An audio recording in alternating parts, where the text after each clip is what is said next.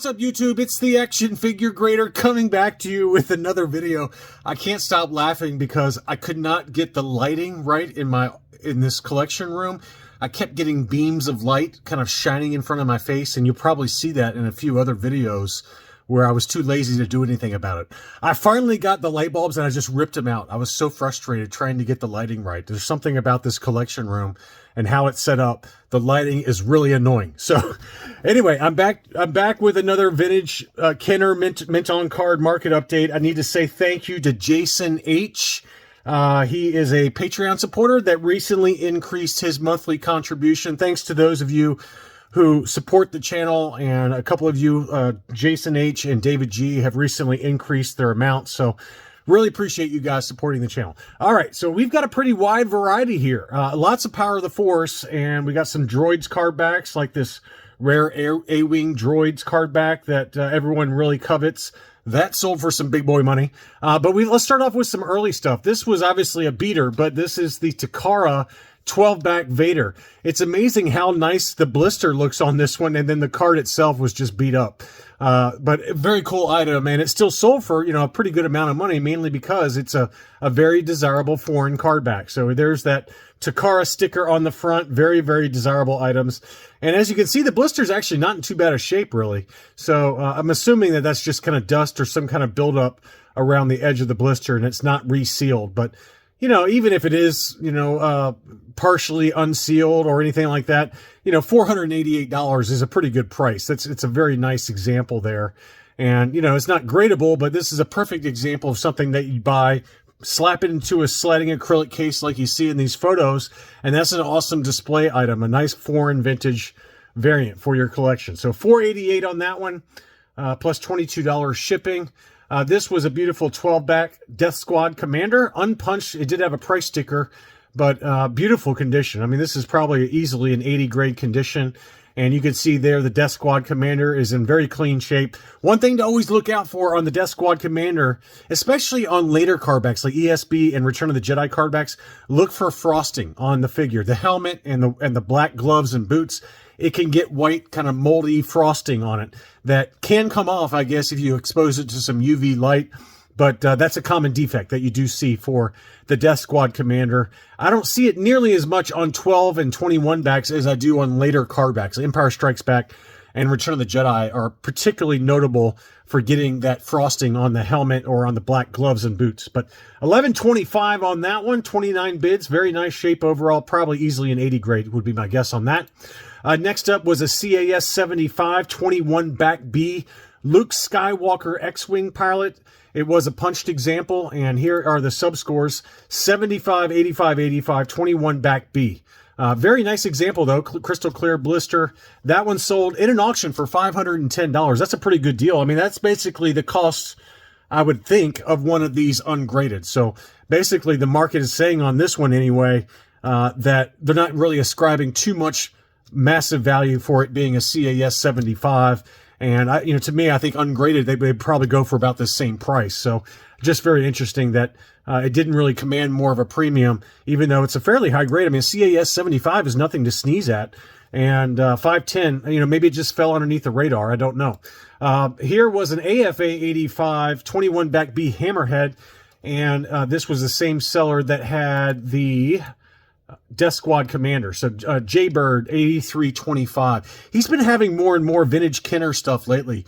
Usually he's kind of known for CGC Comics. That's where I bought from him in the past for CGC stuff. But lately it seems like he's had a lot more, nice Kenner items. And this is definitely one of them. This was an archival case.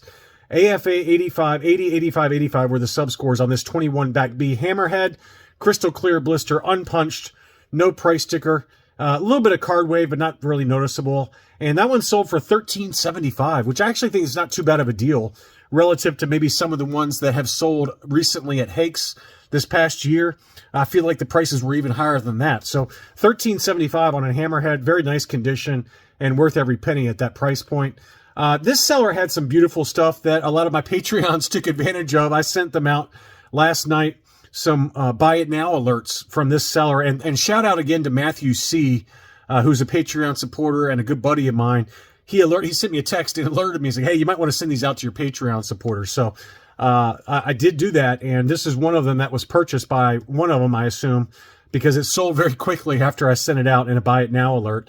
It is the 41A survival kit, and this is one I do have in my collection. Now, I did let them know, say, hey, it's got a big crease in the upper left, so it maxes out at about a 75 grade, but it looks like a crystal clear blister. This one is, I think, the brown-haired Leia. I could be wrong on that. It's hard for me to tell sometimes the red hair versus the brown-haired Leia Hoth. And to me, this one looks like the brown hair, but I have this one in my own collection. You think I would be a little bit more energetic and go grab it right now and check it versus this one, but mine is the red-haired version. This one looks like the brown-haired version to me. But anyway, the Leia Hoth on this particular card back is pretty common, 41A survival kit. And I think this one was still graded at about a 75. And, the crease is not nearly that noticeable on the back, but on the front, you can really see it in the upper left. So I think it'd probably be like a 75, 80 or 85 for the blister, and then an 85 for the figure. So probably would get a 75 overall. But $350, that's a good buy. That's a really, really good value relative to where this one I've seen sell for in higher grade. In higher grade, I've seen this one go for over $1,000, believe it or not, and not that long ago either. I mean, very recently. So $350 for that, given the condition issue. I felt like it was a good one to send out to my Patreon supporters, and they took advantage of it. And I think the same seller had some more that I'll show you here in a little bit. This seller in Australia is another one I've bought from in the past, Lumat. I bought my 32B Babosk AFA 80 from him. Very happy with that transaction, and it came all the way from Australia, completely bomb-proof, double box. So you can buy from this seller if you're in the U.S. or even in the UK. You can buy from this seller and know it's going to arrive safely. I can tell you that. He had this beautiful 21B. I think this is the 41E or D. Let's see. Well, there's another one that is graded that we're going to see in a second. So we'll know in a second. I think it's the 41D, actually. But this is the 21B medical droid, crystal clear blister. Just some very minor edge wear issues around the hang tab, but I think this would get an 80 grade. And it sold down in Australia for 650 Australian dollars, which is 436 US dollars. And that's, now compare this one, which let's call that one a low 80 grade version. Again, it's ungraded. Versus this one, it's the exact same card back that was an AFA 85. And again, this is from Jaybird, AFA 85, archival case, unpunched example as well. And it's the same card back, and this is a 41 back D. So 41D, so the exact same item that just sold ungraded for 436. That was about an 80 grade, a low 80 grade. This one was an AFA 85 unpunched, and it sold for $1,041 in an auction. So big demand on that one. Now, what's interesting is that the card score is an 80. Blister score 85, figure 85, and you can see why it got the 80 in the upper left-hand corner there. It did have a small crease in the upper left by the figure. So that's why it got the 80 score, I think. Everything else looks pretty clean. It looks like it's the Unitoys factory. You just got the U right next to the Greedo. A lot of people have trouble finding the factory codes on some of these ESB card backs. It's because they're in weird spots, and you can see the U right next to the Greedo there. So this is the Unitoys factory. Beautiful example, though. This is one I would have loved to have had, but I'm not paying $1,000 for it. That's not a price I'm paying. Now, to me, this is me talking again. Would you pay AFA 85 archival case 1041 unpunched, or would you rather have the punched example that is not as nice? It did have some light creases around the hang tab there, but still crystal clear blister for less than half the price. Me personally, I'm going with this one, because you can get this one graded for, let's call it $80, and it'd probably grade out about an 80. And I think that, to me, maybe it's because I'm more budget minded, when it comes to this stuff, but I don't have to have an unpunched AFA 85 for everything.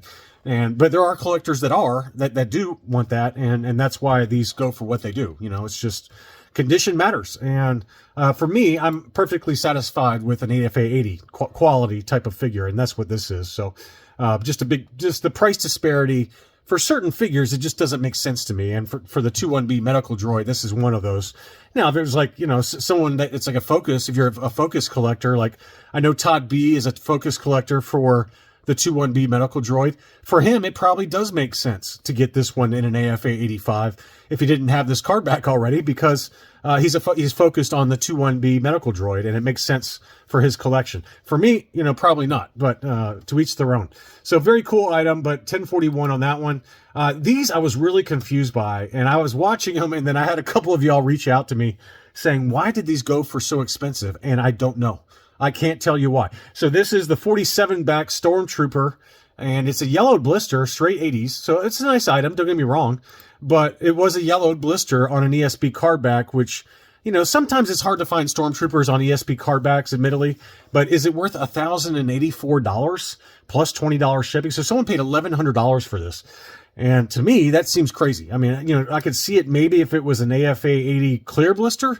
And even that, a clear blister, I don't know if I'd pay $1,100 for it. I mean, you're talking like, you're getting close to like 20 and 21 back and late 12 back C's, 12 back C money for a Stormtrooper. But I'm guessing it's because this particular character on this particular card back is fairly rare. That's the only thing I can think of. But I don't know why this one went so high, but it did go for $10.84 in an auction. So there's probably somebody out there watching this, Scott H or somebody, maybe Chris W with CAS could tell me why this one went for so much money, but $10.84 for that one. And the same seller also had the Emperor AFA 85, and that sold for $766. Now the Emperor in general, it's very expensive. I mean, so I'm not terribly surprised by this number. It's an AFA 85, unpunched, no price sticker, and pretty much every Emperor yellows. So, but to get one mint on card, it's very desirable, and especially in high grade like this. So I've seen them sell for this price before. I'm not terribly surprised by this one, but the Stormtrooper I am. I have no idea why that one sold for so much. Next up, this is another one I sent out to Patreon supporters, and it was snapped up. Congratulations to who picked that up. Trilogo AT-ST driver, and it was in clean condition. I estimated it would grade out at about an 80. Just some light edge wear to it. The blister was in great shape though. Etched blister edges. So I think this one would grade all day long, and probably an 80 plus, quite honestly. I think it was a very nice example. $180 on that one, free shipping. To me, that's a price I'd pay, for that kind of condition. It's just impossible. I mean, really, any Trilogo that has this quality to it, I'd pay $150 for, or $180 for, like this one was.